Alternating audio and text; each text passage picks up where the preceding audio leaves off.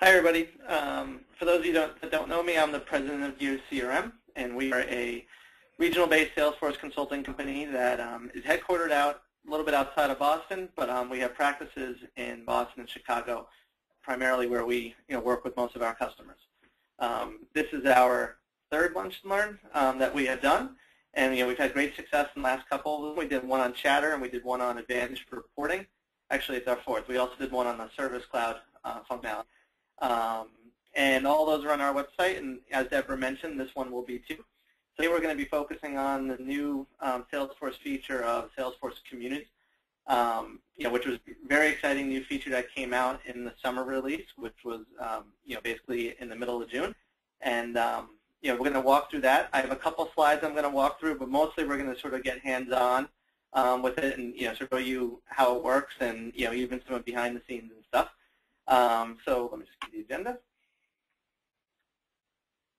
Oops. All right, so just to the introductions, we're going to go into an overview really quick with these slides. Then, like I said, we're going to go into the demonstration. I'm going to also show you a little bit of the setup, because one of the nice things about Communities is actually the setup is much easier than what it was with the old portals. Then we're going to do a little comparison of Communities versus portals, mostly just from a feature function standpoint, and I'm going to talk a little bit about that in this deck as well. But there's also some licensing implications for a lot of people that have portals already. So we'll talk a little bit about what Communities means to you if you already own customer portal or partner portal. And then we're going to go into Q&A. So, and from our clients and from a lot of people we speak to, we know there's a lot of questions about Community. It is brand new. So we want to make sure we have time to ask questions. So feel free to ask away when through the chat feature in there, and we'll get to those at the end. There might also be a few points where we do questions as well. So really quick, especially if you're completely new to Communities, what is it? So basically, Communities is, like I mentioned, a brand new feature that came out in summer 13, out in June. And at the very simple level, it's a way to collaborate and share information with your entire ecosystem.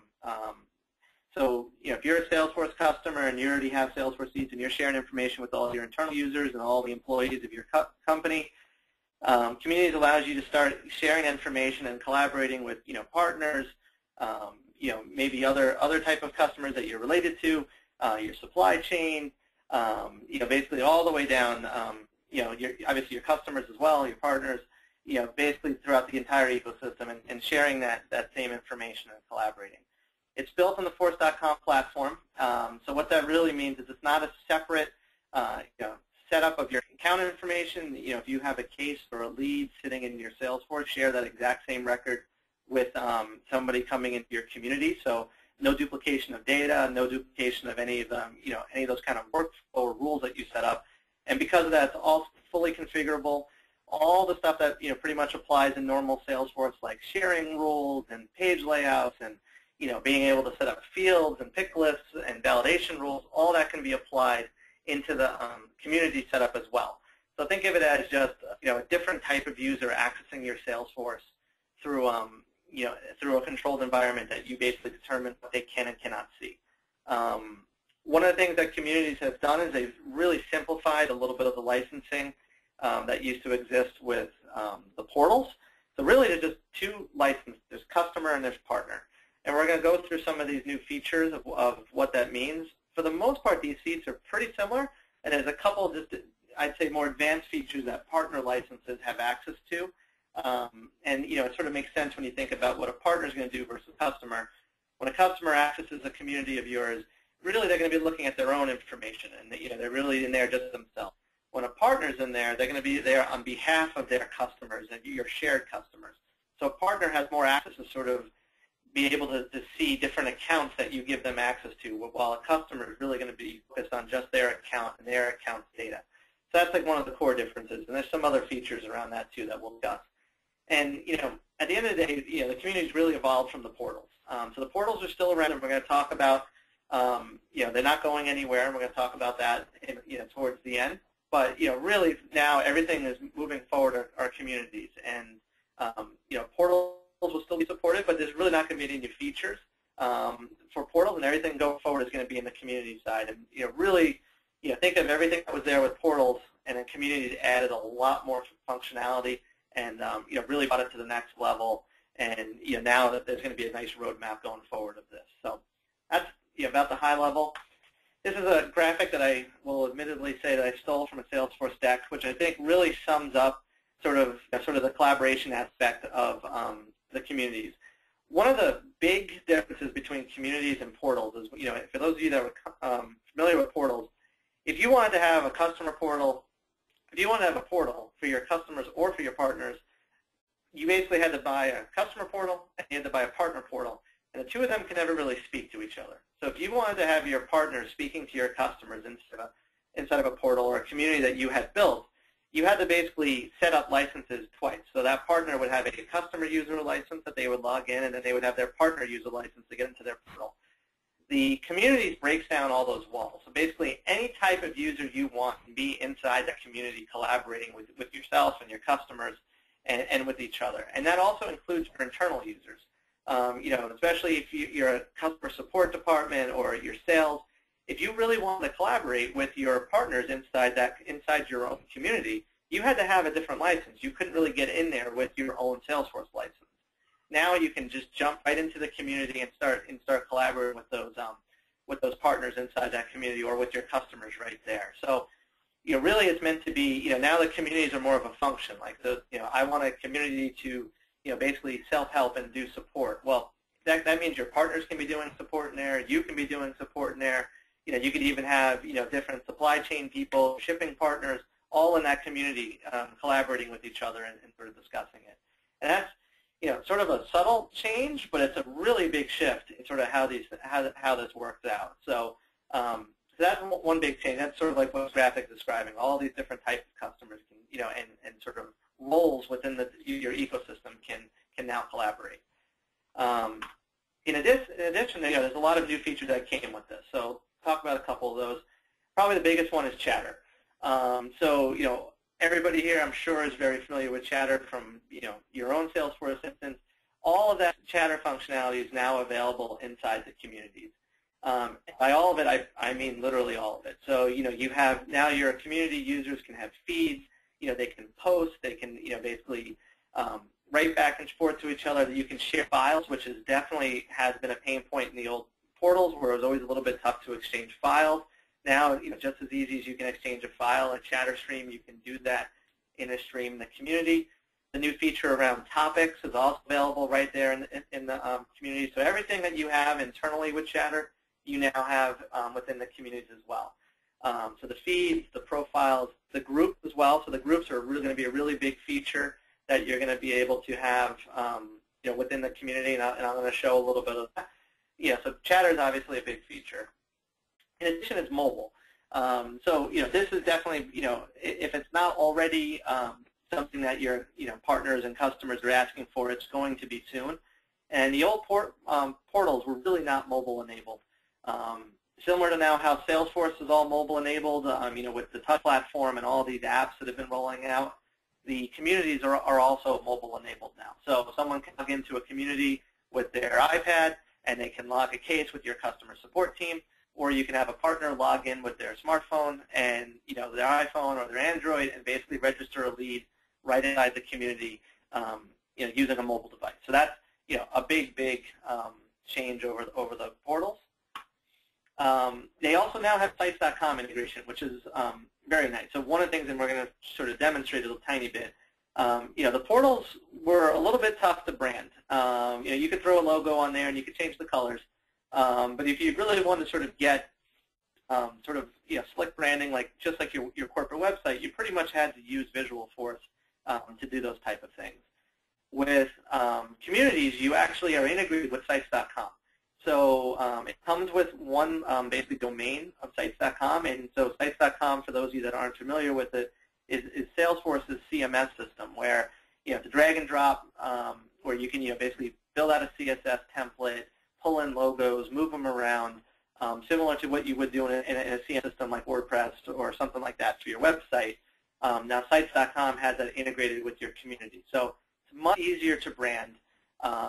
And even without using sites.com integration, the branding is much slicker. We're going to show really quick in a few minutes as an example. you can really make the websites, I mean, the community is very close to your website, without even having to use sites.com. So it's very simple, very easy to brand. So big improvement on the branding side. They have rolled out dashboards and email templates for partners. So this is only for those partner users that I was mentioning, and this is, definitely a nice change. We've had a lot of partner portals that we rolled out in the past that had reports available, but the partners really wanted to get their hands on some of these dashboards. So you want to show them, how they're progressing against their goal, or how they're, measuring up against maybe even other partners, and how their pipeline's progressing. Well, now dashboards are available to the partners. And then from an email template standpoint, I mean, this is probably just as valuable. All that collateral that you built for your sales team to be chasing down opportunities or chasing down leads, now you can actually make that presentable to your partners. And when you do a lead pass to your partner, they can basically select your templates that you've built out for them and messaging back and forth, with your leads. Or even, a lot of people are using, partners to handle tier 1 support. So same thing, they can use your templates to basically be messaging on, tier 1 support issues. And a lot of times with partners, you wind up building, you as yourself wind up building this type of collateral for them. Well, now you can even make sure that they're using it and give them a good way to access that. So that's a good feature that rolled out. And then Activities is also available. So obviously Activities has been around since Salesforce has been around, but it wasn't available inside of the portal. So if you had a partner ecosystem that was trying to use your partner portal to really manage their pipeline and manage all their leads, well, they had to manage their open tasks and their activities against those leads and opportunities somewhere else because they couldn't do it within the portal. So now with Communities, they can actually get to those activities, they can log activities, and more importantly, if they're using those activities and they're logging that, you as the internal user or the channel manager or the support manager, you can see what your partners are doing now. So those activities are being logged where you can see them as well. So trying to figure out what's going on with an opportunity that your partner owns and is chasing down, well, you can see that they have a call with the decision maker on Thursday. Instead of having to go chase them down to figure out what's happening, it's right there in Salesforce View now. So probably a little bit of like a less, to advertise new feature, but very nice one, especially on the partner side. And then another one that sort of came in here that we're going to show is identity. So obviously with the communities, especially communities can be done both, behind an authentication password where, you're sort of actually, handing them a named Salesforce user and going, okay, here's your username and password to my community. But it also can be public facing where, maybe it's very similar to what Salesforce does with their answers and their ideas.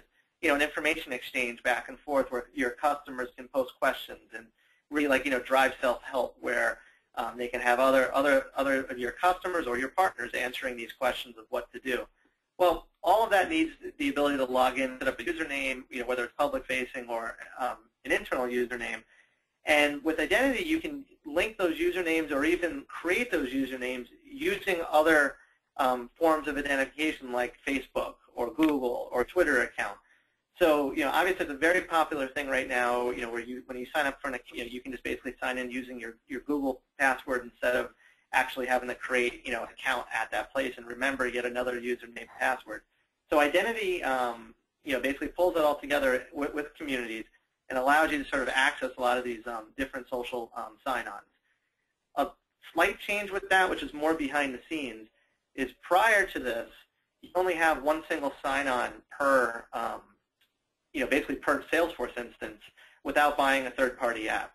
With identity, this has opened that up entirely. So, you can now have multiple single sign-on authentications happening to your community all at once. And I'm going to show you how, right from just this quick mock-up that we did, we're going to be able to log in with Facebook and with Google into the same community from the same instance. So, pretty nice change there, especially for the public-facing type of communities.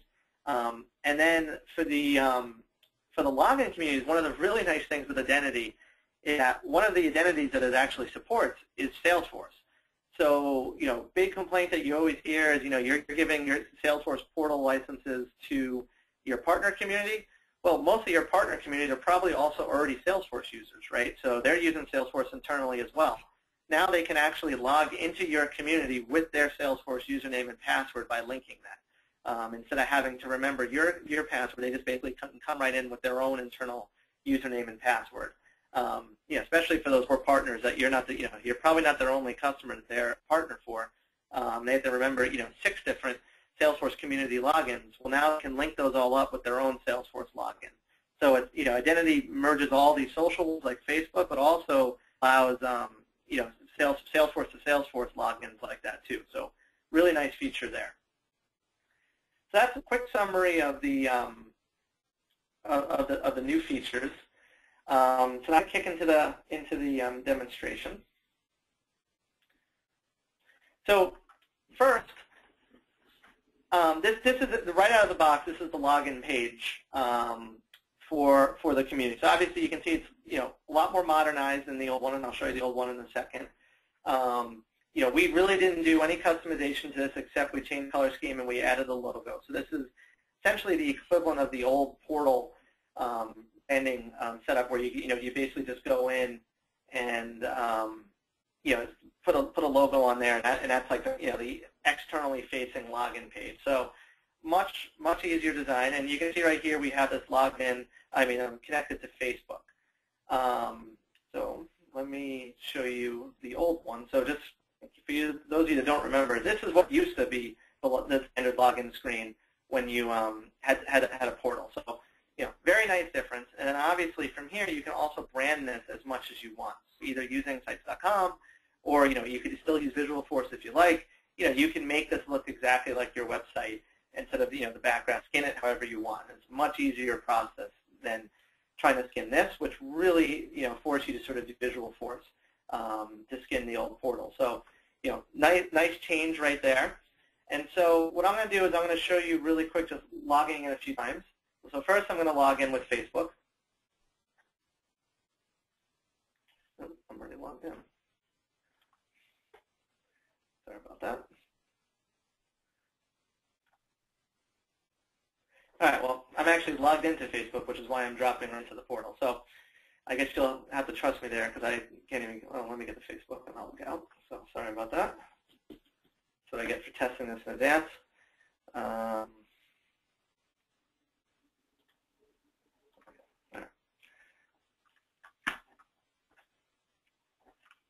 All right, so now I'm logged out. Now if I log in with Facebook, I can basically put in my Facebook username and password.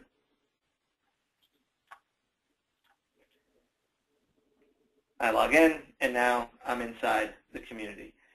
In addition, there's a third-party product called Janrain, who allows you to basically connect with, I believe it's up to 40 different social accounts. So again, we didn't really do any branding. We just basically wanted to show you that this was possible. And I should probably just give you a quick word of caution. From the community standpoint, we did, this just came out 3 weeks ago. We didn't focus as much on the branding as we did on the functionality. So we did some quick branding that we want to show you, and we purposely set it up so that we can show you sort of some of the different options there. You probably wouldn't brand it exactly the way we did it because we're sort of repeating a few things in some places just to show you sort of the flexibility. This is stuff that is easy to brand. So this is sort of Janrain right out of the box. You can see here I can log in with Google, I can log in with Twitter, Blogger, Facebook, Yahoo. So if you have, especially like an external facing community, you'd probably want to do something with like Janrain instead of trying to figure out each of these individually. You would want to grab the service that's handle that as a hub for all the different ones. So from here, if I just log in with Google, and again, this is going into the same community.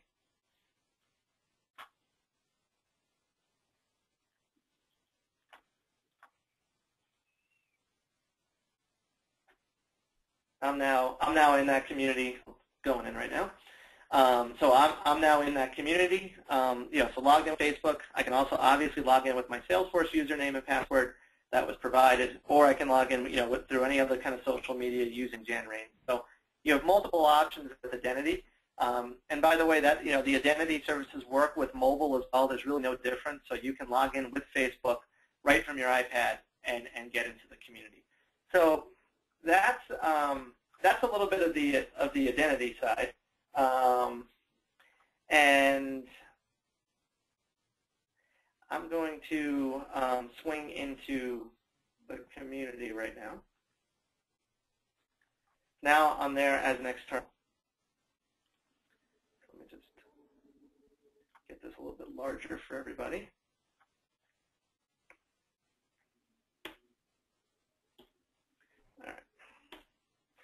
All right, so now I'm inside of Salesforce.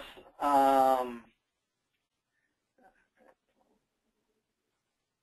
on one sec. All right. So now I'm inside of Salesforce, and I'm in there as an internal user. So I just assume I'm essentially like an admin or someone that's monitoring the community. So one of the things that you're going to notice right out of the gate is there's this black tab across the top. And this is what I was talking about before, where you now have this concept that if I have a community, myself as a Salesforce user can just swing right into that community. So basically, and if you have multiple communities, they're all going to be here, and here's the drop down. So I'm logged in as Jessica White. I swing in here, and I'm now in the community as Jessica White. So if I wanted to start collaborating and speaking to my customers or my partners inside of this community, I would be able to do that as Jessica right here in this in the community without having to log out of my Salesforce instance and log back in. So and then when I'm done, I can swing right back into my my normal Salesforce and keep doing my job. So this bar appears. If you have communities set up, that you can actually turn this off, and it's profile driven. So if you have users that don't really need to go into your community, you can actually just get rid of this bar and they'll never see it. If you have users that are going back and forth quite a bit, they're going to want to see that. It's a simple checkbox called View Global Header on the profile record. So easy way to swing back and forth there. So now I'm just going to log in as a couple different types of users. And again, as we spoke about before, we only have one community here. So I'm logging in here. When I swing in here, I'm an internal user in this community. I also have a partner user, Jacques, who I can log in as and basically go into this community as him. And then I also have a customer user right here, Lauren Boyle, who I can drop in as, all into the same community. So first, I'm going to go in as a partner user. And you'll see here, and this is an important thing to note because we're going to talk about it in a little bit, very similar to the old portal user. When I'm on this user's contact record, I can flip into him and basically view that community as that user. Now, you'll also see that I also have the ability to see him as a portal user and him as a community user. So for those of you customers that have customer portal, you can actually keep these things in parallel so that you can set up your community, build it the way you want without disrupting your old portal. So, you can keep both of them running until you're ready to cut everybody over. And it doesn't, really hurt anything. Like, basically this user would, you'd be able to pop in as him for both your portal and then your community. And obviously once you're done cutting over and you're ready to retire your portal, you can just disable the partner user and they'll keep going forward as a community user. So, pretty important distinction there. As soon as you turn on communities, you're not blowing away your portal that you had previously. So that's something you have to worry about. So just as a quick reminder, if I pop in here as a portal user, this is what the old portal looked like with basic branding. We just threw a logo in here, changed the colors to be red. It had these old tabs, and for those of you old-timers like myself that have been doing Salesforce for a long time, you remember when Salesforce looked like this with the tabs. You remember when the search used to be on the left-hand side. Basically all the pre-chatter days. This is what the old portal really looks like. So now, if I pop into the community as the same user, you're going to see a pretty big difference. So this is obvious. This is a community. So when I log in, I'm going right into my chatter stream, and I'll talk sort of the options there in a second. I have, even as a community user, I have this header across the top, which I can change. So essentially, you might have multiple communities that your partner users participating in. Prior to this, you had to send them different username and passwords and different URLs to log into. That was a lot to manage for a partner or a customer. Well, now they can do it right from here, and basically, if they belong to 3 different communities, they can just drop into them by flipping up there. If they only have one, again, similar to the internal users, you can just get rid of this bar on their profile. Then you also have your header up here. And I'm going to show you in the setup how easy this header is to change. And I have, because I'm logged in as, instead of going in directly, I have this little logged in as here that's disrupting my search. But obviously, normally that wouldn't be there. But this header is extremely easy to change. Basically, it allows you to put an HTML header into the setup, which I'll show you in a little bit. So you can skin this exactly like your website. You can also do this to your footer. So prior, if you really wanted to make these kind of changes, you were really sort of dropping into Visualforce to change a lot of the look and feel of the header to bottom. And you could add a logo, and you could change colors, but you couldn't really put like full HTML up there nicely. Well, now you can. And on top of that, you can see, and again, that's what we're talking about with these options. We actually have the Salesforce search right into here. So right in that sort of customized header, Salesforce search is right there. So Salesforce gives you a way to move the search into your header. So you can make it, even if you have a search bar on your website on the top header, you can use that same search bar look and feel, but have it searching Salesforce to keep everything consistent. In addition, and we kept it off for now, you can also move your tabs into that header. So what I was showing you before with the portal, basically you have those square tabs. They're always sort of there unless you really start sort of doing the Visualforce stuff. Now you can basically move them into here as part of your header, or you can leave them out, and it looks a little bit more like the new the look and feel of Salesforce now. With those tabs there. So you have a lot of options here what you can do, and we put like sort of a fat logo here a little bit on purpose, just to show you can even change. You're not fixed to any kind of height. You can make this as small as you want, as tight as you want. So I'll show you in a little bit what it looks like right out of the box. So very easy to change. You just need someone that can do HTML, and you can change that header as well as the footer. So much easier branding and design change there. And then again, here's Chatter. So obviously this was not possible at Portal at all. And I'm logged in as Jacques, and everybody here is familiar with Chatter, and I can post. I can see my stream, so I can see that somebody from the basically Jillian is telling me that they've confirmed that this delivery is coming that's tied to this case. I can go click right into that case. I have stuff coming from my Chatter group, so I'm in a repair tips Chatter group that I can participate in. And here's a great video coming from the customer of how I can basically adjust that wrench, and everything looks great. So I like this. So you can do this collaboration, you can do this feedback, you can ask questions, like we'll follow up. So very similar to Chatter, and then the partner users or the customers can post, they can add files, so they can basically collaborate and use Chatter as you would.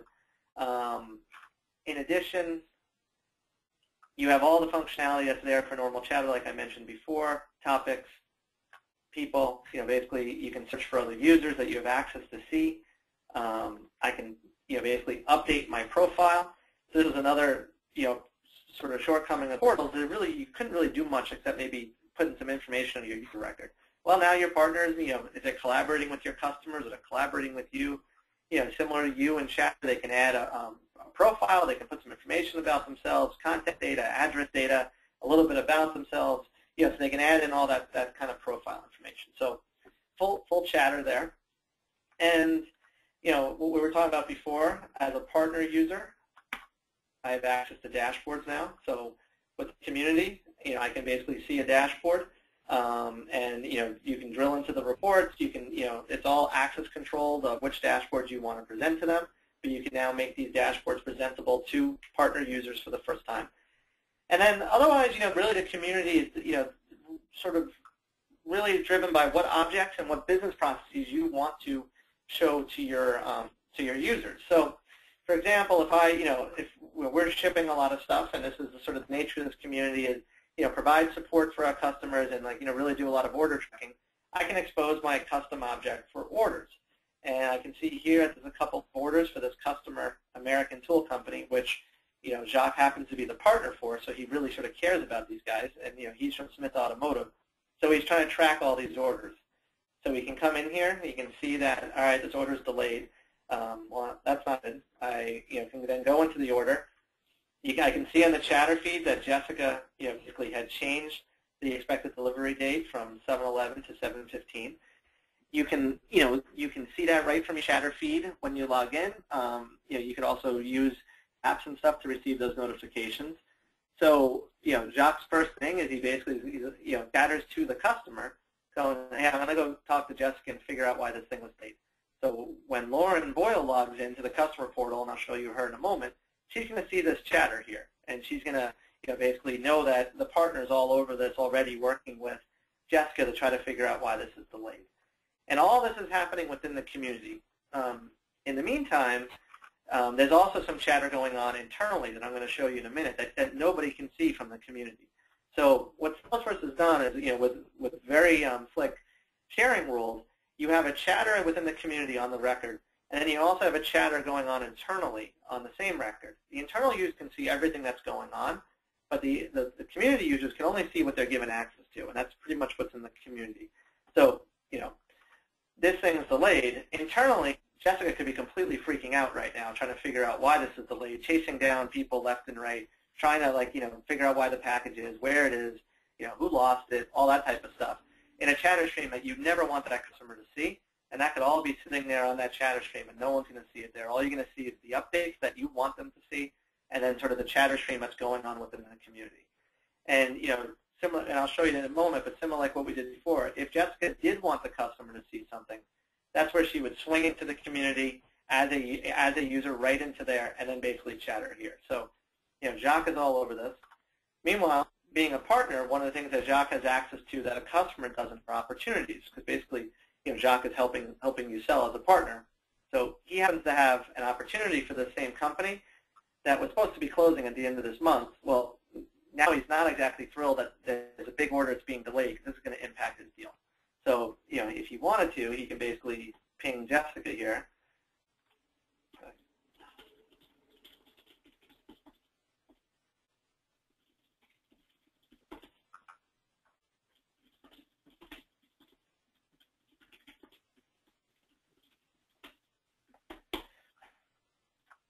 So he shares that, and so now, that's visible here because he's basically he sent it right to Jessica. So now if I log out of Jacques, I'm back in here as Jessica, and I can go to,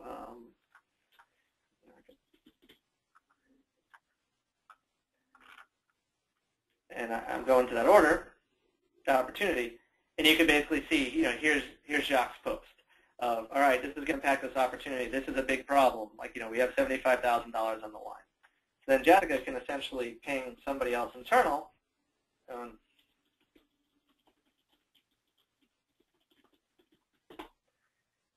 this is not going to the partner. This is internal only, right? So now if I go back in as Jacques to that opportunity,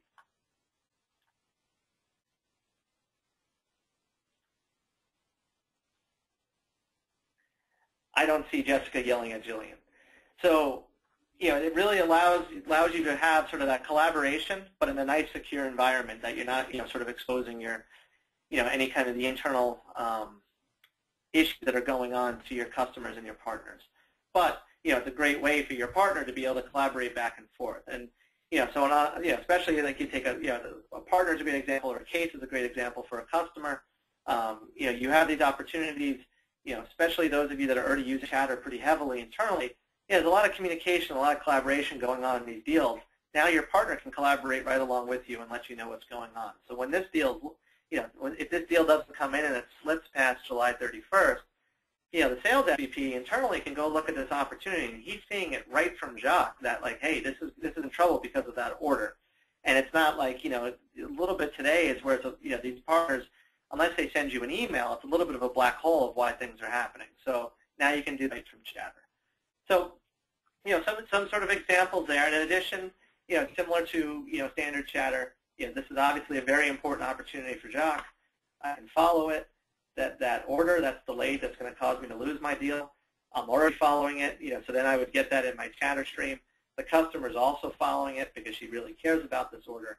So you can use chatter to do following as well, and from a technical standpoint, you could also sort of do this behind behind the scenes for your customers, right? So a good example is maybe you want your customers automatically receiving chatter streams for any order that's delayed, right? Just as like a proactive notification. Well, you could have something set up that when this status flips to delayed, you automatically add the contact from that, the shipping contact from that order onto the chatter stream so they receive updates until that order is completed, and then you can unfollow them off of that. So, lots of stuff you can do, leveraging the Force.com platform, just like you would internally inside of the communities. So that's the partner user. So let me log out here, and I'm going to show you a customer user, which is pretty similar, just a little bit different.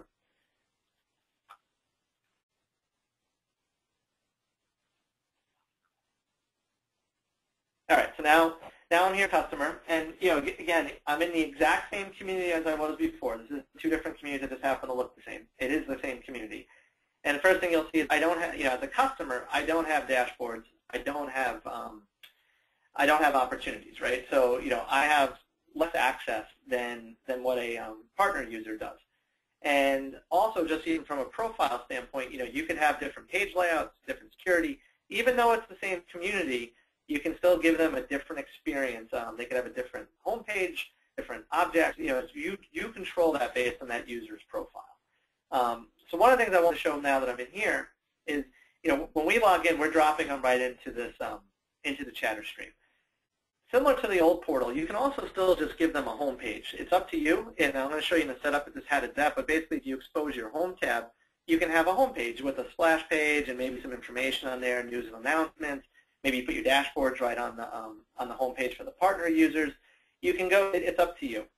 And then in addition, you can also change the name of chatter. So, Salesforce users, we all know what chatter is. To us, it's almost like saying the sky is blue at this point.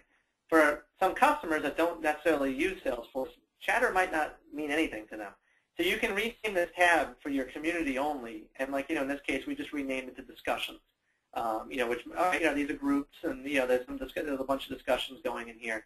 So that gives them sort of a rundown of the ability to change that and make it a little bit more sense to a customer user.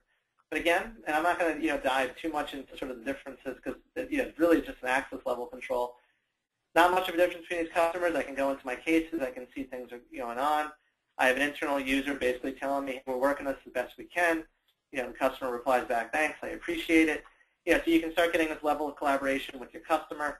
You can also, if I go into my chatter stream here, as a customer, I'm seeing that Jacques, my partner, is all over everything already. So even before I logged in, I see the feed that my order was delayed, and then I'm seeing that my partner is on top of it. So basically, I can comment to the partner.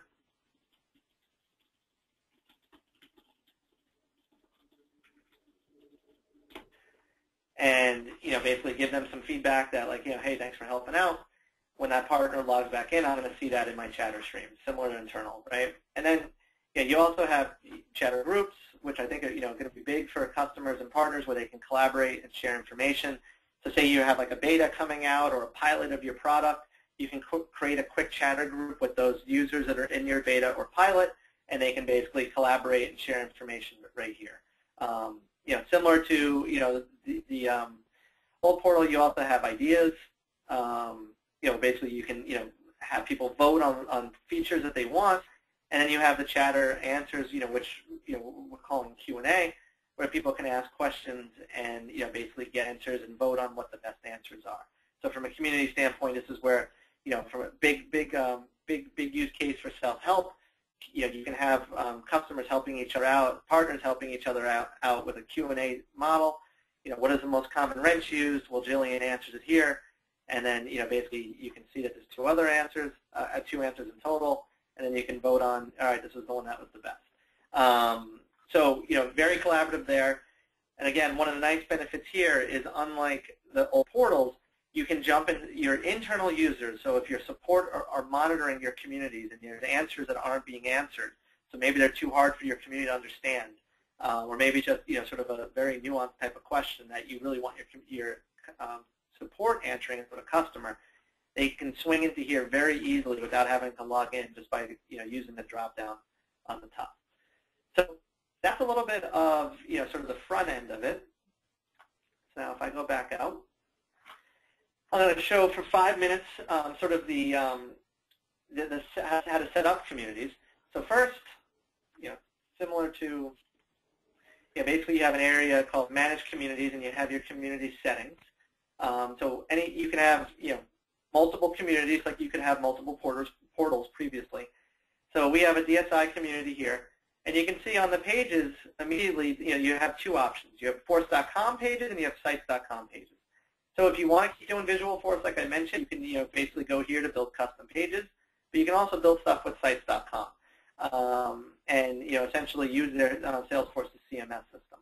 So in this case, I'm just going to hit Edit, and right here is a big change between the old portals and the communities. The old portals, the setup was sort of a little bit scattered. You had to go to site, basically the site setup to set up your domain and to set up sort of the rerouting. There was another place to go set up the pages. There's another place to go set up the security. There was a setup area to set up the portal itself. Communities has a nice, easy box that sort of brings all this stuff together. So I click on the Members tab, and I can say who can participate in this community. So any kind of profile, or you can even use permission sets to give them access to the community. You can do it all right from here. What tabs do I want? So right there you can basically say what tabs should be available. And again, as I mentioned before, if you want to, you can put the home page there. If you don't have a home page selected, it's going to go into the chatter feed by default. If you do have it selected, it's going to go into the home page by default when someone logs in. But you can customize it here very easily. Branding, again, this is where I was describing before. You have your color scheme here very easily. And then you can put your headers in. So you can do an image or HTML. If you want that search bar to appear inside your header, you want to make sure you do HTML. All you have to do is basically build out the HTML, upload it to your documents, and then you select it. And so we had that custom one. If I get rid of that and hit Save, and then I log back into that community, automatically it's going to the old look and feel, basically the out-of-the-box look and feel, which essentially just has this bar across the top, which you can say what you want and you can change the colors of, and it's sort of like basically the out-of-the-box communities, which I personally think is a huge UI look and feel improvement over the old out-of-the-box portal. So that's it without the custom header right there. So very easy to change on that. And then you can also change your login page. So again, that login page we showed was very straightforward. All we did was add a logo. Right from here, you can basically say, hey, I want to basically enable my Facebook provider to go for identity. You can also do this to set up your single sign-on and your other authentication providers. Again, with the portal, this was like multiple setups that used to sort of all over the place. So all in one nice area. Checkbox whether you want to allow external users to self-register or not. So all in one place. It's great. And then finally, you have your emails. So these are your sort of emails that it comes out from. How does it send? What's the logo on my email? What are my different email templates? All that stuff right in the setup of the communities. So just wanted to sort of not go too nuts on the setup, but just sort of show you guys how that is. So now, before we sort of get to questions and answers, I have one other slide I just want to talk about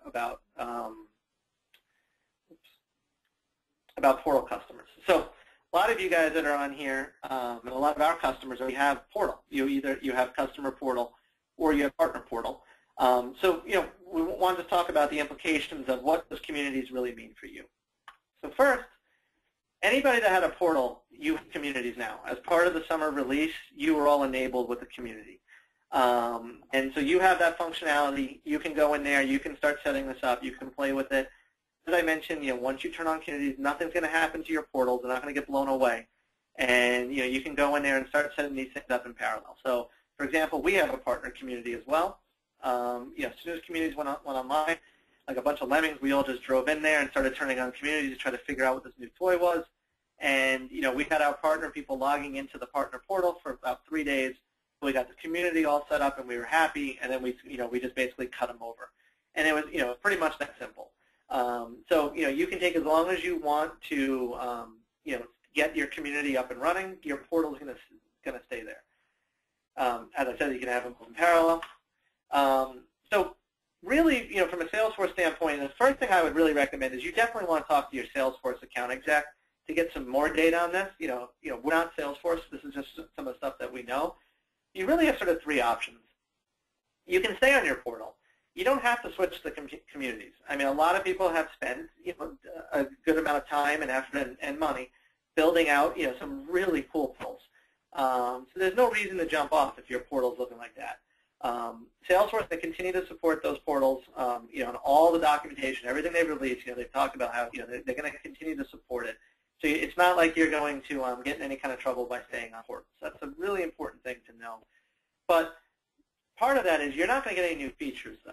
So all those new features I just showed you about chatter, dashboards, activities, identity, none of that's working in the portal. So the portals are as they were prior, and they're not going to change. And obviously, this is a huge release for Salesforce. It just came out. Every single release going forward, you're probably going to start seeing new and new features, new and more coming out. Like, Dreamforce, Mark's going to probably be on stage talking about all these new features on communities. You're not going to get those either if you stay on the portal. So definitely something to consider there. But again, if you've already spent a lot of effort and a lot of time and potentially a lot of money building out your portals, there's no rush to get off. So I think that's one of those where you got to look at your portal and be like, when do we want to take advantage of this new functionality? So that your second option, which is what a lot of people are already doing right now, you can actually turn on communities, like I talked about, have them both in parallel, but without having to get any more licenses. So if you already have 100 portal licenses or partner licenses, you can use those 100 named users that you had before with your community that you set up. They can use both in parallel. You're going to get all those new features that just came out in summer with these old licenses. Now the difference is anything that comes out beyond summer, these old portal licenses will not be able to take advantage of. So really, this is like probably the best option when you're trying to run the two of them in parallel to get used to communities before you decide, okay, I'm ready to cut over. I'm going to move to communities. I'm going to get all my portal users. I'm going to get them on communities. At that point, you probably want to go to the third option. And basically, that's when you swap to community licenses. And Salesforce has a mapping based on your license type. There are lots of different portal licenses.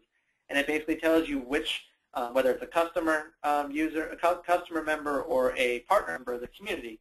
And Salesforce will do a swap of your old portal licenses to the community licenses. To do this, you definitely have to speak to your AE. They're the only ones that can do it for you. You can't do it yourself. So you want to give them a call. And then once you do that, you're now officially 100% on communities.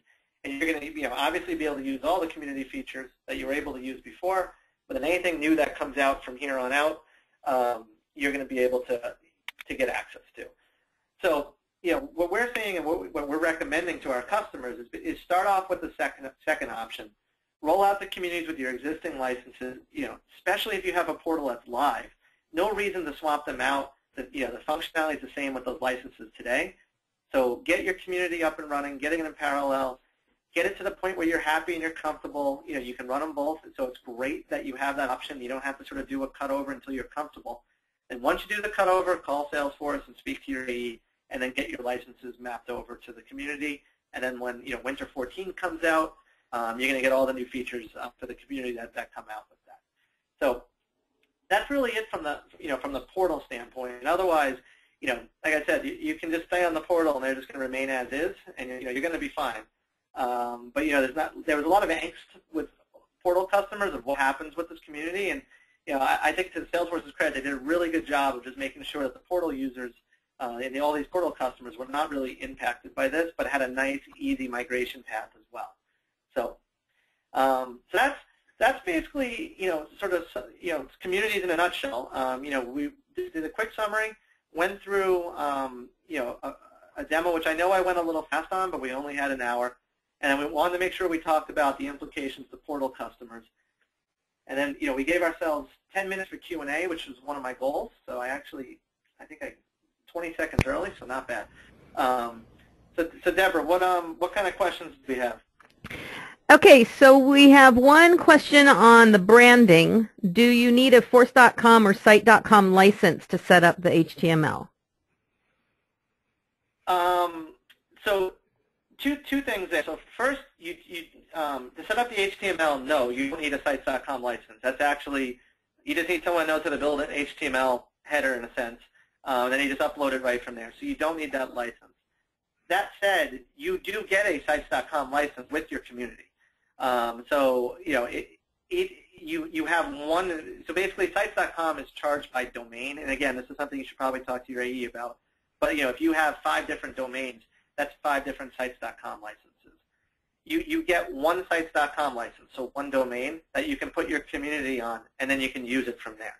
So anybody who wants to try to use sites.com and use that CMS system, which is pretty slick, you can do that on your first, basically on your first community domain. If you then roll out 2 or 3 communities on different domains, you're going to have to buy additional sites.com licenses for those additional communities. Okay. Do communities allow partners to submit cases on behalf of multiple customers? Or do they have to have separate customers for each, separate communities for each customer? So yes. So basically that partner member license essentially have access to any account that you give them access to. So if you, very simply, if you have a field on an account record that says who their supporting partner is, so who provides Tier 1 support, and you do an account lookup field on that account, and you give a partner access to 100 accounts, and off of that field, you can, on the profile, you can do your sharing rules to give them access to those 100 accounts only. And when they log into their community, they can see those 100 records, and they can log cases against those. And basically, you determine. When I say you, I mean you as an admin. You determine which accounts they can see. And they can see, if you wanted to, you can give the partner access to all of your accounts. It's really just up to you what you want to do with the sharing rule. And once they have access, you can create whatever records, cases, opportunities, custom records, custom objects. They can create anything you give them access to against those customer accounts. Okay, question about having a partner or signing up a partner and one of their employees leaves the company. How do we manage expiring the employee's access? That's a good question. So that's one of those sort of decisions that you need to make as a when you're sort of giving your partners the licenses, right? So Salesforce recommends that you give a license to each member of that partner, but they also know that that's not necessarily realistic in a lot of cases, right? So a lot of customers share that. So typically, if you're doing a shared partner where maybe you have 3 people logging in to get access from a partner, you're gonna want to make sure that partner or you as the customer giving the access have someone that's controlling that security. So if someone leaves that partner, you want to make sure that you reset that partner's password.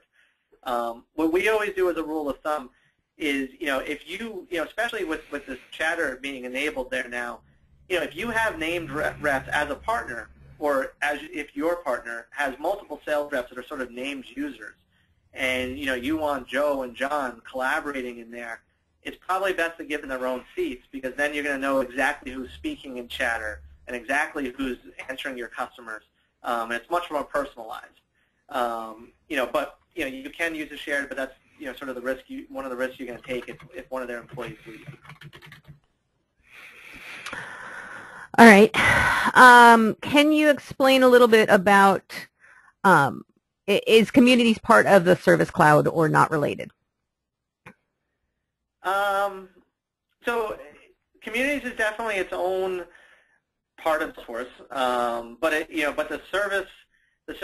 service is a big part of Communities, right? So a big drive in Service Cloud is providing self-help to your customers, so giving your customers a way to log in, to create cases, to launch chat sessions, to be able to get information about their warranties, their entitlements, other information like their assets or their orders. That is a big focus of Service Cloud, is like, how do we get our customers to be able to help themselves? So, Service Cloud and Communities go hand in hand pretty heavily. Even the whole chatter answer side where, your customers have, especially if you're a B2C customer company, you don't want every single B2C calling you, right? So if you're Zynga, you can't have every single person playing your games that gets stuck calling into customer support trying to figure out, how to fix Farmville. So what you do is you basically give them a community where they can ask these questions and figure out their, what they need to have done, and let the community answer those questions for you. So Service Cloud and communities go hand in hand, but they're not necessarily together. And the great sort of non-Service Cloud example of that are sales communities for partners. So when a partner is using a community, they can do service. They can provide Tier 1 support and they can log cases on their customer's behalf. But you could roll out a portal that's just purely for sales, lead registration and pass, opportunity management, content management, and collaboration. So communities can definitely be rolled out without Service Cloud.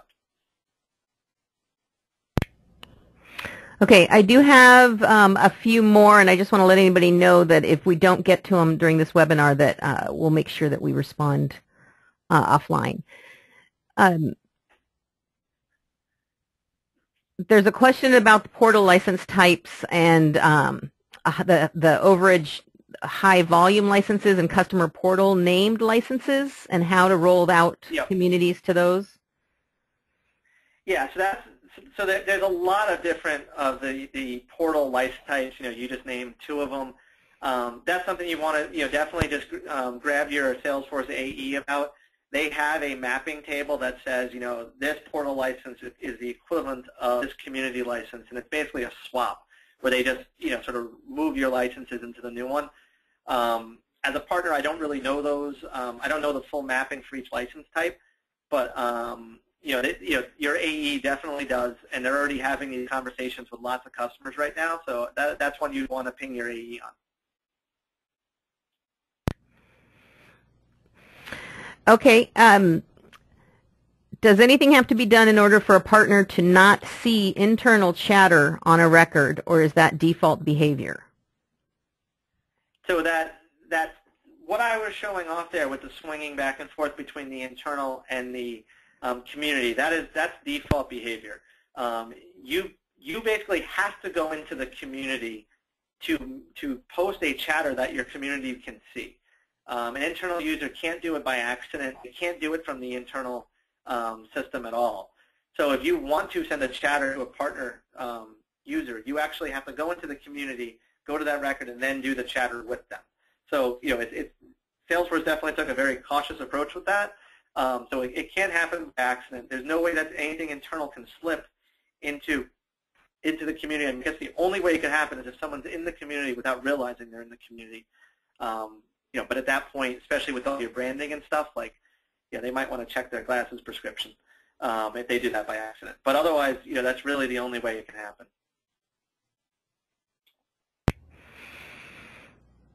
Let's see. I think there was one more. Does communities have something like the super user button in the self-service portal?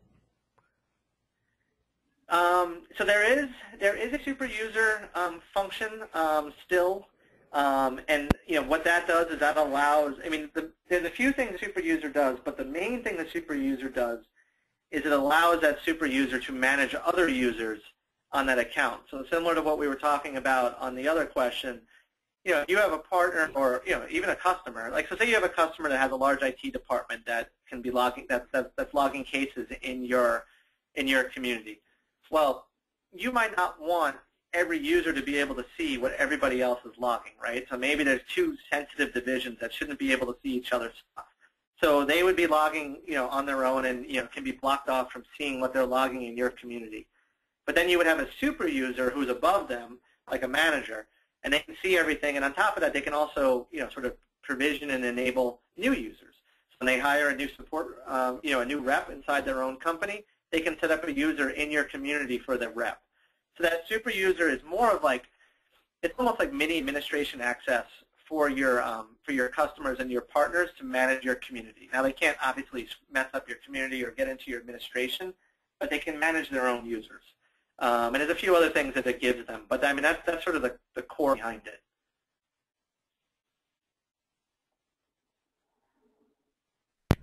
Is that it there, Deborah?